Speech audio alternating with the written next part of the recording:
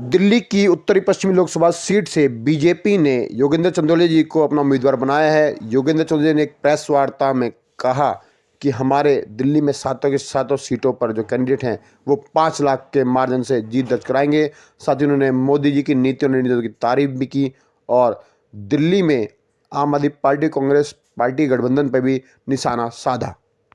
लोकसभा का क्षेत्र इसमें 24 लाख मतदाता हैं। यह ग्रामीण क्षेत्र की पृष्ठभूमि है इसके अंदर। उसके अलावा यहाँ पर बड़ी सोसाइटीज़ हैं, यहाँ पर मध्यम वर्ग के लोग भी रहते हैं, यहाँ पर झुग्गी बस्ती के लोग भी रहते हैं।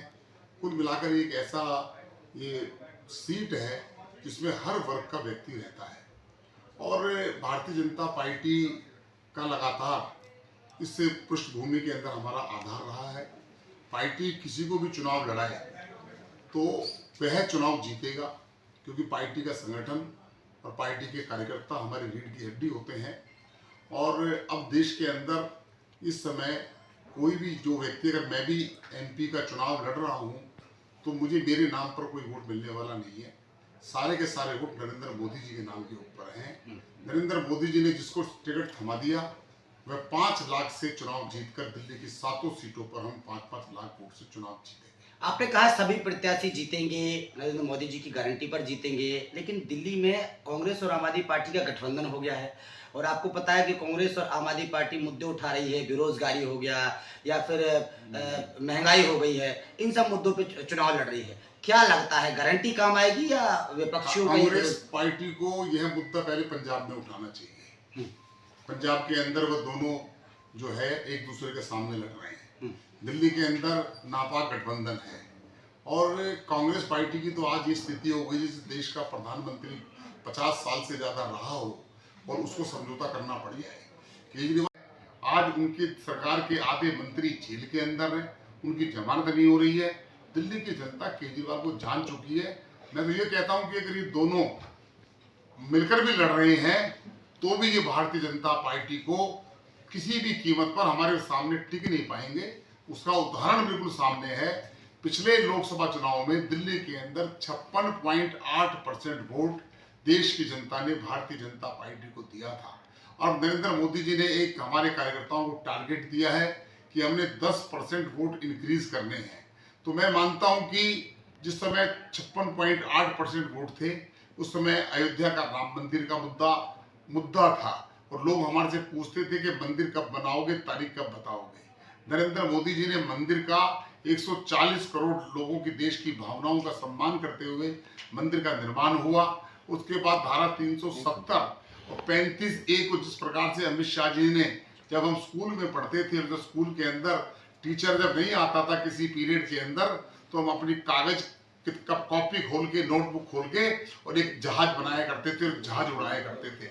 नरेंद्र मोदी जी ने उस धारा 370 के पन्नों को उठाकर ऐसे फेंक दिया और उस समय के अगर आप सीन देखेंगे कोई सोच भी नहीं सकता था कि धारा 370 समाप्त भी हो सकती है, नहीं हो सकती।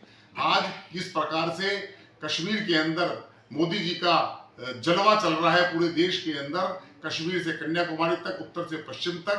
भारतीय जनता पार्टी के सामने जो 6 महीने पहले ये जो नापाक गठबंधन बना था, आज किस प्रकार से कांग्रेस को एक एक सीट के लिए दौड़ना पड़ रहा है और ममता ने भी ठुकरा दिया है।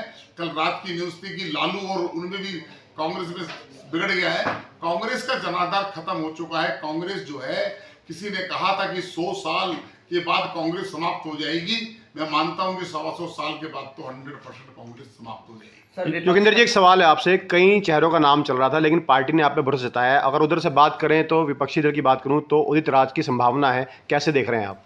देखिए, उदित राज हो और चाहे कोई तीसरा हो, भारतीय जनता पार्टी के कैडर के सामने, क्षेत्र की जनता के सामने उदित राज कुछ नहीं बेचते। उदित राज की तो केवल जो राजनीति है वह, अब मैं कहना नहीं चाहता क्योंकि मुझे पार्टी ने उम्मीदवार बनाया है। जब चुनाव जब आएगा तो अगर हम उनको बताएंगे किस प्रकार से वह एक पैसा खींचने की मशीन है, अनुसूचित जाति के भीमराव अंबेडकर जी के नाम का दुरुपयोग करते हैं। अगर डॉक्टर भीमराव अंबेडकर का कोई सबसे बड़ा अनुयायी है तो वो नरेंद्र मोदी है। नरेंद्र मोदी जी ने पंच तीर्थ बनाकर अंबेडकर जी को सच्ची श्रद्धांजलि दी है और कांग्रेस पार्टी भी अंबेडकर की बात करती है, जिसको अंबेडकर को हराने के लिए पंडित जवाहरलाल नेहरू जी उनको उनके निर्वाचन क्षेत्र में गए थे। तो मेरा ये मानना है कि ये जो जातिवादी राजनीति का जमाना बदल गया है। मोदी जी ने अब देश में केवल 4 जातियां कर दी हैं, एक महिला, एक युवा, एक किसान और एक गरीब। और ये 4 जाति करने के बाद 10 साल के कार्यकाल में 25 करोड़ लोग गरीबी की रेखा से ऊपर उठे हैं।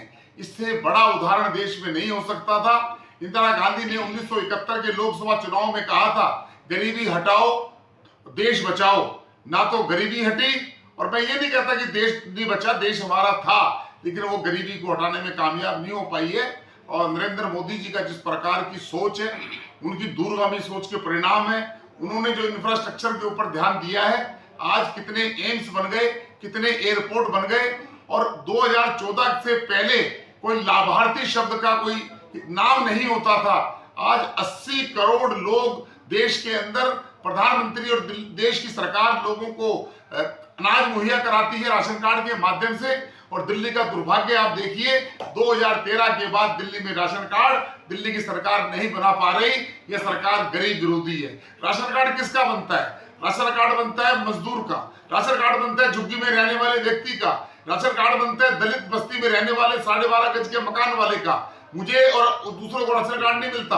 आज जो बच्चा 9 साल का हो गया है 2013 के बाद, 14 साल का हो गया है, उसका राशन कार्ड में नाम दर्ज नहीं है। उसको मिलने वाली 4 किलो गेहूं और 1 किलो चावल का जो हकदार है, ये केजरीवाल उनसे छीन रहा है। आज दिल्ली के अंदर, देश के अंदर प्रधानमंत्री जी ने लाभार्थी के नाम पर महिलाओं को शौचालय के लिए करोड़ों शौचालय बनाने की बात की, लोगों को घर बनाने के देने की बात की, उज्ज्वला योजना की बात की, स्वनिधि योजना के तहत रेहड़ी पटरी वालों को उन्होंने लोन दिया और कहा कि आप 10,000 रुपए लीजिए, उसके बाद उतारने के बाद 20,000 रुपए लीजिए। नरेंद्र मोदी जी जो है 4 जातियों पर विश्वास करते हैं और उन 4 जातियों ने, मुझे लगता है, मन बना लिया है कि इस बार भारतीय जनता पार्टी को 370 से ज्यादा सीट मिलेंगी और जो हमारा गठबंधन है वह 400 पार सीट जाएंगी। यह मेरा निश्चित तौर पर दावा भी है और हम जीतेंगे। सर, विपक्ष का कहना है कि दिल्ली में 7 लोकसभा सीट है जिसमें कोई भी सांसद काम नहीं किया, शायद टिकट